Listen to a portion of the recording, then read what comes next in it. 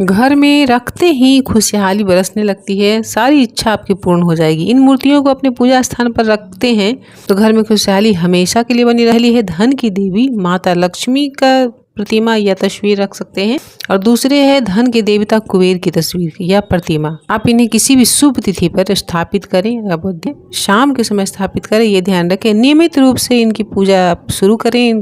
ऐसा करने से घर में कभी भी पैसों की तंगी नहीं होगी। माता लक्ष्मी और कुबेर भगवान के आशीर्वाद भी प्राप्त होगा।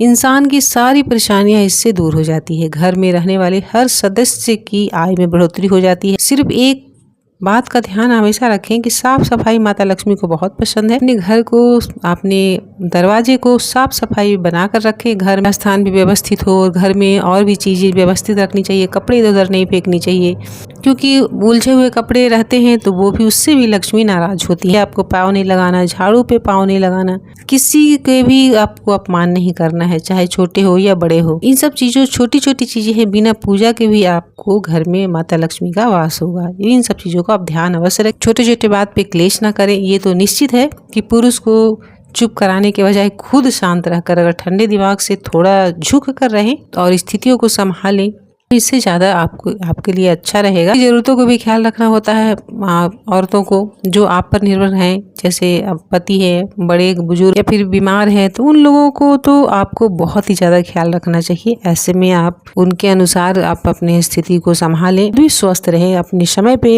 हर चीज़ कार्य करें। जरूरी नहीं है कि आप बहुत ज़्यादा देर तक बैठकर मंत्र जप करें या करें, आप कुछ भी ना करें, सिर्फ जोत लगाएं। आप स्नान जिस समय भी आपको टाइम मिले कर सकते हैं। ऐसा नहीं कि अब सुबह ही करें, आपको बहुत सारी जिम्मेदारियों को निभानी होती है। जब भी आप इन सब चीज़ों से आप निवृत्त हो जाएं, फिर आप स्नान के बाद एक जोत अवश्य लगाएं, प्रार्थना करें, प्रणाम करें। आपकी यही पूजा बहुत बड़े काम आएंगे। छोटी छोटी बातों पे आप झगड़ा ना करें। ये सब घर में क्लेश वगैरह करने से भी माता लक्ष्मी नाराज होती है, बल्कि रिश्ते संभलते नहीं, इससे बिगड़ ही जाते हैं। सारे रिश्ते परिस्थिति जो भी होते हैं वो विपरीत हो जाते हैं। तो मेरा खुद का भी एक्सपीरियंस है ऐसा, इसलिए पहले से मनी आप धन को एकत्रित कीजिए। धर्म के साथ धन भी आपको काम आने वाला है। धन ही धन को खींचता है, अट्रैक्ट करता है। तो किसी भी चीज के लिए पैसा ही इम्पोर्टेंट है। पैसा है तो अपना भोजन कर सकते हैं, पैसे से ही आप बच्चों को अच्छी शिक्षा भी दे सकते हैं, आप स्वस्थ रहेंगे। इतना ही जरूरी नहीं कि आप समय पैसे के पीछे पड़ जाएं और इंसान को ना देखें।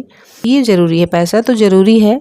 पैसे है तभी हम सारे कार्य को पूर्ण कर सकते हैं, लेकिन उसके लिए आप घर के लोगों को इग्नोर ना करें, काम को इग्नोर ना करें जो आप पे डिपेंड है। इन सब चीजों को, छोटी छोटी चीजों को आप ध्यान देते हैं तो बहुत ही आपका घर सुख समृद्धि से भर जाएगा। आनंद जी महाराज कहते हैं कि वो भी कहते हैं कि जीवन में जब भी कठिन समय आए तो उस समय समझ लेना चाहिए कि आप पर ईश्वर की कृपा हो रही है। कहते हैं कि यश वैभव बढ़ना भगवान की कृपा होना नहीं है, बाहर से सांसारिक रहना तो बहुत जरूरी है जो गृहस्थ जीवन में है। ये भी कहते हैं कि भगवान की कृपा होना होता है, अंतर मन का चिंतन बदल जाता है। तो इन सब चीज़ों को ध्यान रखें और कभी सत्संग, भजन ये सब सुननी चाहिए, समय निकाल कर के कार्यों में लगाना चाहिए दिमाग। थोड़ा अपने लिए भी शांत रखना चाहिए, मेडिटेशन करना चाहिए।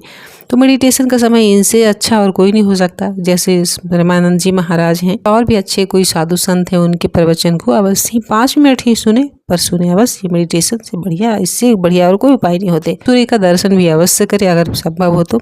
वीडियो पसंद है तो लाइक शेयर करके जय श्री राधे।